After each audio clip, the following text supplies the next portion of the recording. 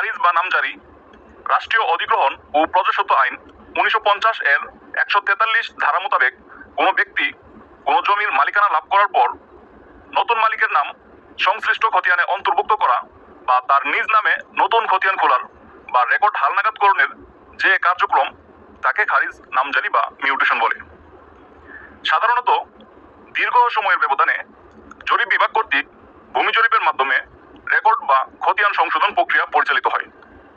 ফলে জরিপ বিভাগ কর্তৃক দুই জরিপের মধ্যবর্তী সময়ে কোনো খতিয়ানের মালিকের মৃত্যুর ফলে উত্তরাধিকারের মাধ্যমে অথবা আদালতের আদেশ বলে বা খাস জমি বন্দোবস্ত নেওয়ার ফলে অথবা শিকস্তি পরিস্থিতির কারণে কিংবা দলিল রেজিস্ট্রির মাধ্যমে জমি হস্তান্তরের ফলে ভূমির মালিকানা পরিবর্তন হয়। আর এই ভূমির মালিকানা পরিবর্তনের ফলে খতিয়ান হালনাগাদকরণ আবশ্যক হয়ে পড়ে। এক্ষেত্রে সহকারী কমিশনার ভূমি খারিজ বা নামজারি বা মিউটেশনের মাধ্যমে খতিয়ান হালনাগাদকরণের কাজ করে থাকেন। নামজারি করা বা খারিজ করার যে উপকারিতা এগুলো আমরা এখন জানবো। খারিজ বা নামজারি যদি আপনি করেন তাহলে আপনি অনেক ধরনের উপকার আপনি লাভ করতে পারবেন, আর যদি খারিজ বা নামজারি না করেন তাহলে আপনি অনেক ধরনের উপকার লাভ করা থেকে আপনি বঞ্চিত হবেন। খারিজ বা নামজারি করা এটি খুবই গুরুত্বপূর্ণ একটি বিষয়। যদি আপনি খারিজ বা নামজারি না করেন তাহলে কিন্তু আপনি বিভিন্ন ধরনের সমস্যায়ও পড়তে পারেন। তো এখন আমরা জানবো খারিজ বা নামজারি করলে আমরা কি কি ফায়দা বা উপকার লাভ করতে পারবো। 1 নম্বরে, কোনো জমি আপনি যদি বিক্রি করতে চান তাহলে আপনি যে কোনো সময় বিক্রি করে ফেলতে পারবেন যদি আপনার খারিজ বা নামজারি করা থাকে। আর যদি খারিজ বা নামজারি করা না থাকে তাহলে আপনি সেই জমিটি সাথে সাথে বিক্রি করতে পারবেন না, খারিজ বা নামজারি করার পরেই সেই জমিটি বিক্রি করতে হবে। তবে যদি উত্তরাধিকার সূত্রে মালিক হয়ে থাকেন তো সেই ক্ষেত্রে একটু ব্যতিক্রম আছে, কারণ তখন হয়তো পূর্ব মালিক আপনি যার কাছ থেকে উত্তরাধিকারী হয়েছেন তার নামে হয়তো কোনো খারিজ করা আছে অথবা তার নাম কোনো রেকর্ডীয় খতিয়ানে অন্তর্ভুক্ত আছে। যদি সেগুলো না থাকে তাহলে আপনাকে নামজারি করেই বিক্রি করতে হবে। আর যদি সেগুলো থাকে অর্থাৎ তার নাম যদি কোনো নামজারি অথবা কোনো খতিয়ানে অন্তর্ভুক্ত থাকে তাহলে আপনি সেই জমিটি নামজারি করা ছাড়াও বিক্রি করতে পারবেন।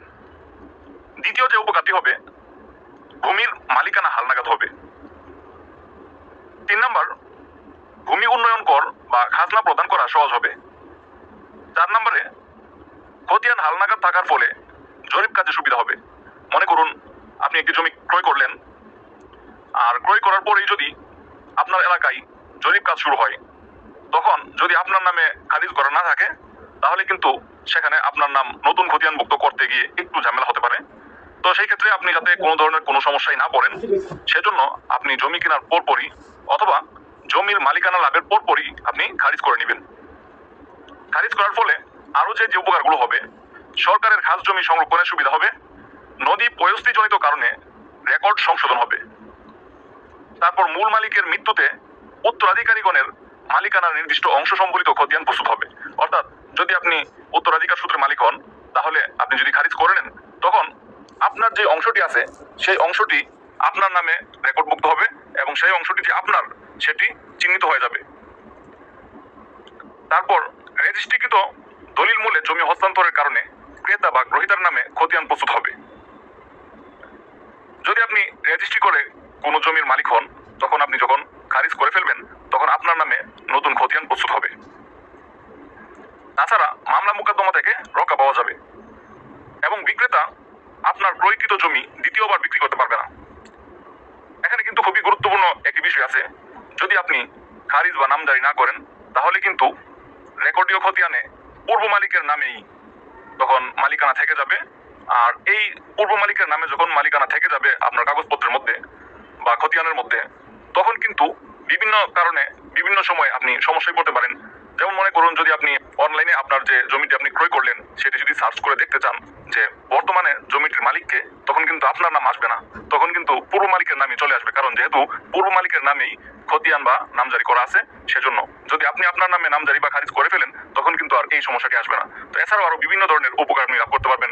মামলা মোকদ্দমা থেকে যে রক্ষা পাওয়া, এটা কিন্তু আপনার খুবই গুরুত্বপূর্ণ একটি বিষয়। এখানে কিন্তু আপনি যদি মনে করেন যে আপনার নামে নামজারি করা থাকে তাহলে কিন্তু এই জমিটি নিয়ে আর কেউ দ্বিতীয়বার বিক্রিও করতে পারবে না। আর এর মধ্যে যে মামলা মোকদ্দমা আসবে সেগুলো থেকেও আপনি মোটামুটি রক্ষা পেয়ে যাবেন আশা করা যায়। তো সর্বোপরি যে কোনো বিতর্কের সময় মালিকানা বা দখল প্রমাণের ক্ষেত্রে নামজারি সংক্রান্ত কাগজপত্র আদি গুরুত্বপূর্ণ কাগজ হিসেবে বিবেচিত হবে। সুতরাং আপনি নামজারি করে নেবেন এবং অন্যান্য যে উপকারগুলো আছে সেই উপকারগুলো লাভ করতে পারবেন, প্লাস আপনার যে ঝামেলাগুলো আছে সেই ঝামেলাগুলো আপনি এড়াতে পারবেন। সুতরাং নামজারি করে নেবেন।